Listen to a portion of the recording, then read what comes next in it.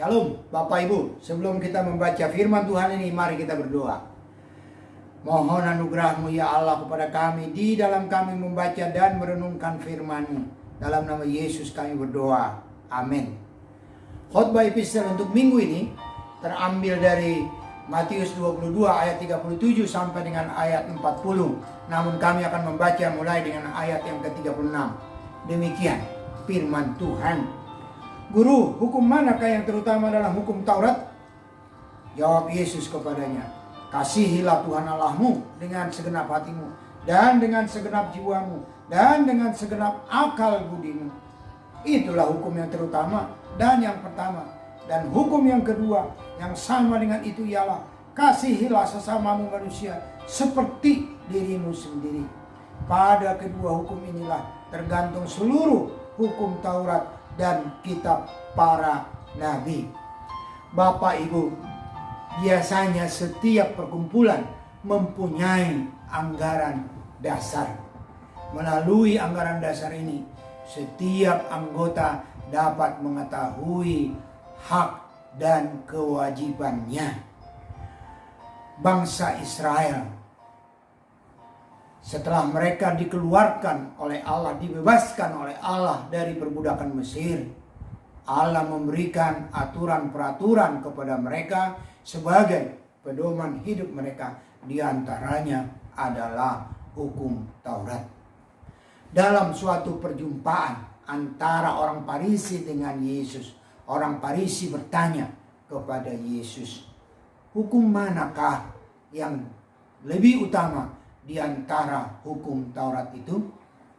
Yesus tidak menjawab pertanyaan itu secara eksplisit tentang hukum mana yang lebih utama dari antara hukum Taurat tersebut.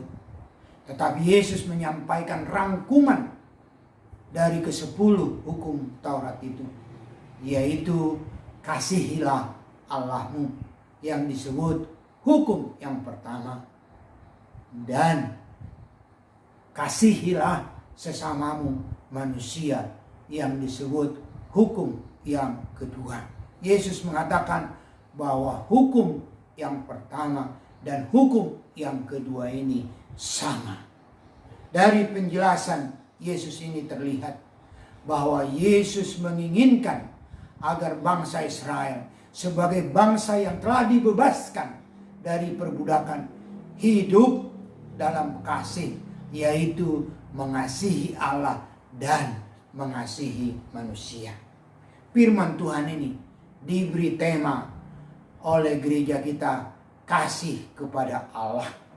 Saya coba merubah sedikit tema ini menjadi mengasihi Allah, agar sama dengan bahasa Bataknya, makaholongi debata.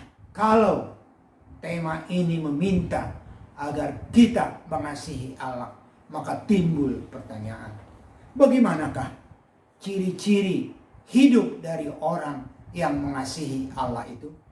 Namun sebelum kita menjawab pertanyaan tema ini, mari kita melihat mengapa umat Israel dan kita diminta untuk mengasihi Allah.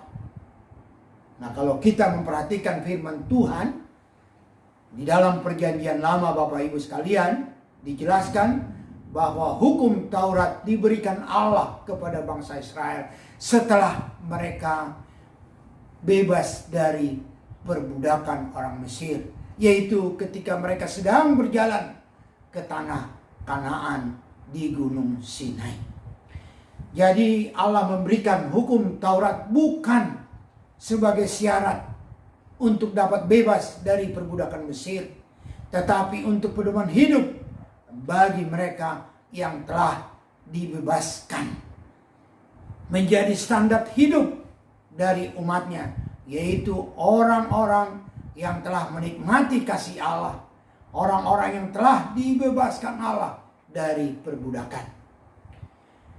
Nah, jadi Bapak Ibu, kalau mereka diminta untuk mengasihi Allah melalui hukum Taurat, itu adalah sebagai tanda bahwa mereka adalah milik Allah, juga sebagai ucapan syukur atas balasan kasih Allah yang telah mereka terima dan rasakan lebih dahulu.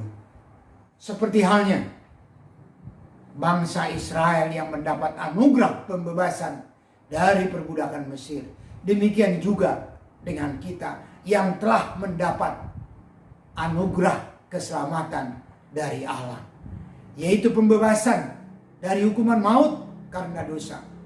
Kepada kita juga diminta agar kita mengasihi Allah dan mengasihi sesama manusia. Pembebasan, penyelamatan manusia dari hukuman maut direncanakan dan dikerjakan Allah sendiri, yaitu dengan pengutusan Yesus mati di kayu salib. Hal ini Bapak Ibu menunjukkan bahwa begitu besar kasih Allah kepada kita. Dengan menyadari betapa besarnya kasih Allah ini, maka kita sewajarnya mengasihi Allah dan mengasihi apa yang dikasihinya.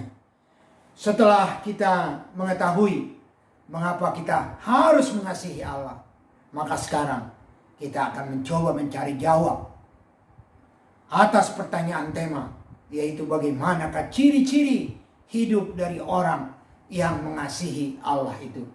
Nah, kalau kita memperhatikan firman Tuhan dalam Matius 22 ayat yang ke-37 sampai dengan 40, serta Keluaran 20 ayat 1 sampai 17, maka kita akan menemukan paling sedikit 3 ciri hidup dari orang yang mengasihi Allah. Nah, ciri yang pertama Bapak Ibu adalah bahwa ia setia kepada Allah. Matius 22 ayat yang ke-37 serta Keluaran 20 ayat 3 sampai dengan ayat yang ke-5.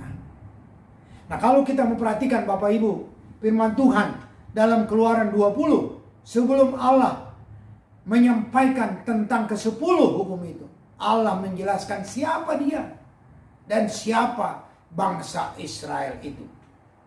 Allah berkata, "Akulah Tuhan Allahmu yang membawa engkau keluar dari tanah Mesir, dari tempat perbudakan." Melalui pernyataan ini, Allah mau katakan kepada mereka bahwa karena akulah engkau bisa bebas dari perbudakan.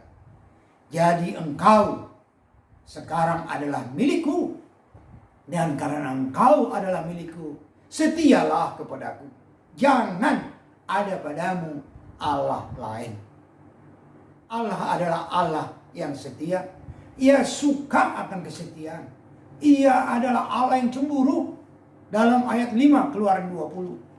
Karena itu ia sangat tidak suka jika ada Allah lain selain dia dalam hidup umatnya, dalam hidup kita. Setia pada Allah artinya tidak berkhianat pada Allah, yaitu tidak membuat Allah lain dalam hidup kita. Misalnya perdukunan.